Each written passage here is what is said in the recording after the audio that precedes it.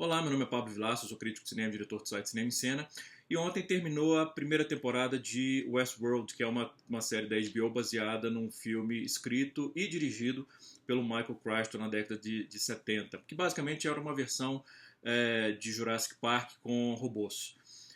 Estrelada pelo Will Brynner, e que era um bom filme. Não é um filme espetacular, não é uma obra-prima, mas era um bom filme de gênero, um exercício interessante.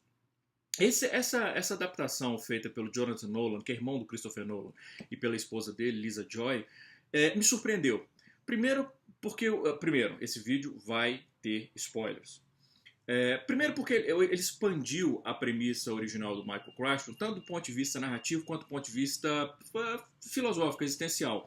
Do ponto de vista narrativo, eu acho que a grande achada dessa série foi trazer um ponto de vista diferente daquele do filme. No filme, basicamente, os androides que assumem, que se tornam conscientes e se voltam contra os criadores do parque e contra os hóspedes, basicamente são retratados como os vilões. Esse filme, essa série, conseguiu fazer um negócio interessante, que é mostrar os dois pontos de vista, mas mais interessante, não só mostrar o ponto de vista dos hóspedes, dos criadores e dos robôs, mas principalmente colocar os robôs, de certa maneira, como os heróis em alguns casos, e anti-heróis em outros casos, da série. A gente entende não só de onde surge o conceito de consciência para esses androides, para esses robôs, mas principalmente o sofrimento que eles sentem, porque para eles toda aquela programação de memória, de consciência que eles assumem é real. Quando eles lembram de um evento, que na verdade é um evento que foi criado artificialmente pelo diretor do parque, pelo Dr. Ford, que é vivido pelo Anthony Hopkins, que aliás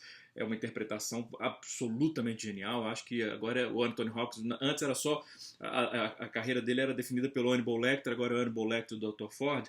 Mas os androides, se eles eram definidos por essas memórias criadas artificialmente pelo Dr. Ford, Dr. Freud explica. Eles não só. Essa memória para eles é real. Sendo real, para eles é tão impactante como se fosse realmente algo que aconteceu. Aí nós entramos em uma outra questão, que é uma questão de discussão filosófica que a série propõe, que é sobre a natureza das memórias, da identidade, de como nós somos formados pelos eventos que nós vivemos na vida, como eles informam e formam quem nós somos hoje. E principalmente o peso que as memórias têm sobre a nossa identidade, a formação e a evolução dessa identidade. Todas essas são discussões que a primeira série de Westworld oferece e desenvolve de uma maneira muito rica.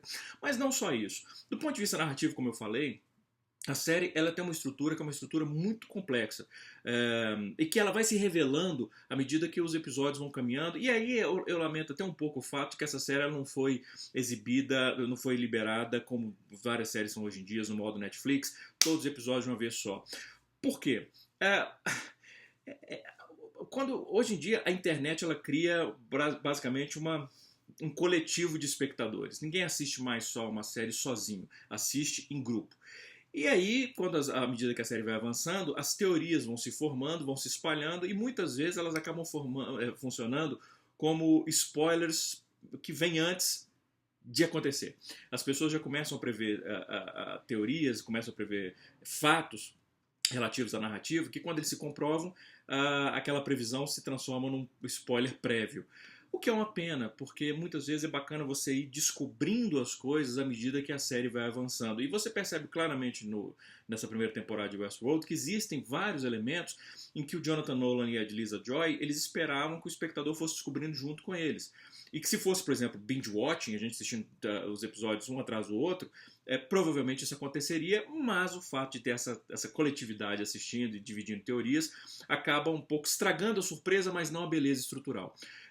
Você assistindo ao último episódio, eu vou escrever sobre a série, essa primeira temporada, você percebe claramente que existe uma série de rimas narrativas, uma série de construções, uma série de pistas e recompensas, uma série de elementos visuais, narrativos, de diálogos e construção dos personagens que vão sendo plantados ao longo dos episódios, que vão sugerindo elementos que vão acontecer e que, quando eles se comprovam, eles demonstram a beleza dessa arquitetura dramática construída ao longo da série.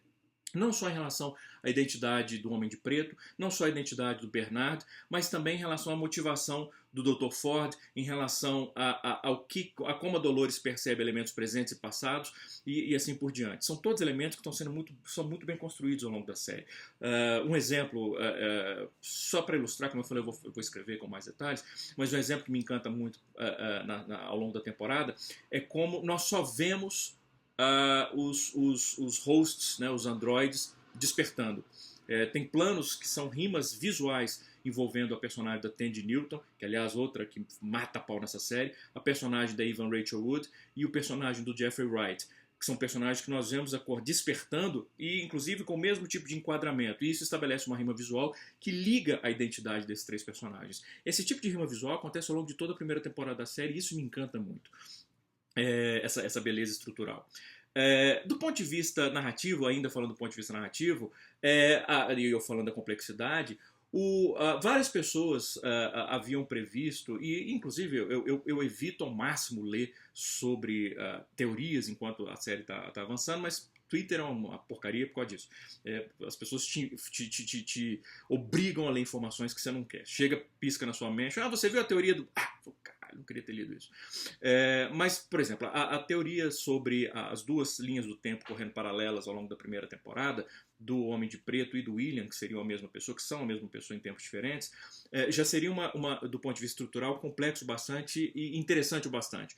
Mas à medida que a série vai avançando, você percebe que não são duas linhas do tempo, são três linhas do tempo. Nós estamos vendo também, aliás, podemos falar 3 ou 4, porque nós estamos vendo também as conversas que nós testemunhávamos entre o que nós julgávamos ser, quem julgávamos ser o Bernard e a Dolores, na verdade eram conversas da Dolores com o Arnold no início, antes do parque ser lançado. E depois, várias das memórias que nós vemos, caminhadas que nós vemos da Dolores, não são também relacionadas ao que ela realmente estava vivendo com o Williams, mas lembranças do que ela viveu com o William. Então nós temos várias linhas do tempo diferentes, e aí entra uma outra questão estrutural que é muito bacana, que é o fato de que logo no início a série estabelece que para os robôs, para os hosts, as memórias são experimentadas como se elas fossem realidade. Eles não conseguem diferenciar o que está acontecendo com o que é memória.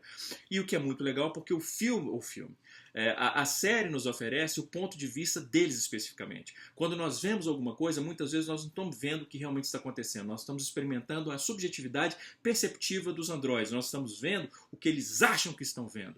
Um outro exemplo disso muito bacana é quando num dos primeiros episódios o Dr. Ford mostra uma foto para quem nós julgamos ser o Bernard, e aliás é o Bernard, né? De uma imagem dele com quem seria o sócio dele, o Arnold, e nós vemos a foto e a gente está vendo na foto o Dr. Ford jovem e um homem mais velho, e no canto da foto tem um espaço que não está ocupado, então o enquadramento é diferente, mas a gente não pensa muito a respeito disso no momento, porque a gente não tem motivo para isso. E depois nós descobrimos que, na verdade, a gente não estava vendo aquela foto do ponto de vista objetivo. Nós estávamos vendo aquela foto através da subjetividade perceptiva do personagem do Jeffrey Wright. A gente estava vendo a foto como ele estava vendo, não como a foto era na verdade. Porque ele não conseguia enxergar o Arnold na foto, porque isso interferiria com a percepção dele. E depois, quando nós revemos a foto, a gente percebe que ali tinha uma terceira pessoa e, na verdade, aquele cara do meio é o pai o androide, o pai do Dr. Ford. Então é um negócio que me fascina muito quando os realizadores eles conseguem criar uma lógica visual, uma lógica narrativa, uma lógica temática que ela se mantém coerente, não em 2 horas de filme, que já é difícil e poucos conseguem com essa coesão, mas ao longo de 10 episódios, ao longo de 10 horas. E essa primeira temporada de Westworld conseguiu fazer isso de uma maneira que realmente, como eu falei, me encantou muito. E não só fazendo isso, mas desenvolvendo arcos narrativos específicos para cada personagem. O William / Homem de Preto tem o seu próprio arco narrativo. A Dolores tem seu arco narrativo. A Maeve, que é a personagem de Tandy Newton, tem o seu arco narrativo.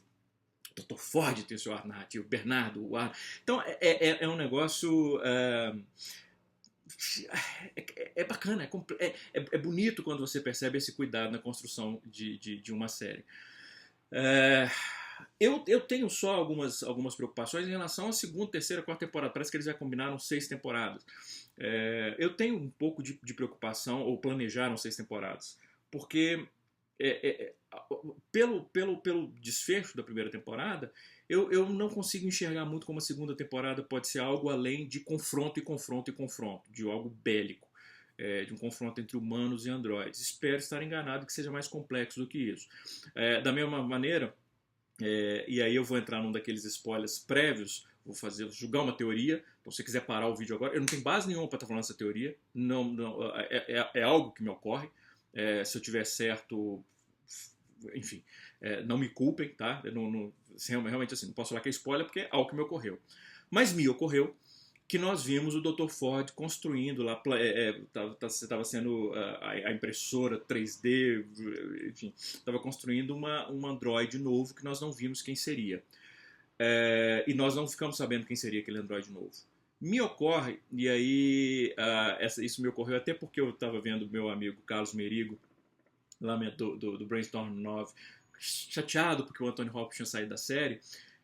Me ocorre que o Anthony Hopkins pode voltar, que é algo inclusive que o Bruno Carvalho, ligado em série, também já tinha falado que ele pode voltar, mas eu discordo só do Bruno numa coisa, pelo que ele falou no Twitter. Eu não acho que se a gente rever o Dr. Ford, vai ser na versão Android. Eu acho que é bem possível que nós vejamos o Dr. Ford humano ainda, e que, na verdade, quem tenha... Eu avisei que tinha spoiler do final da primeira temporada. Quem tenha levado o tiro da Dolores no final tenha sido a versão Android dele.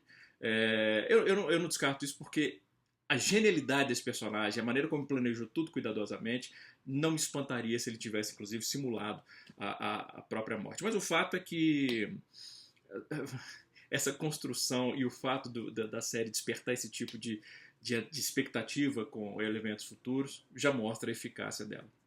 É isso. Gostei muito, muito, muito, muito da primeira temporada de Westworld. E é isso. Um grande abraço e boas séries.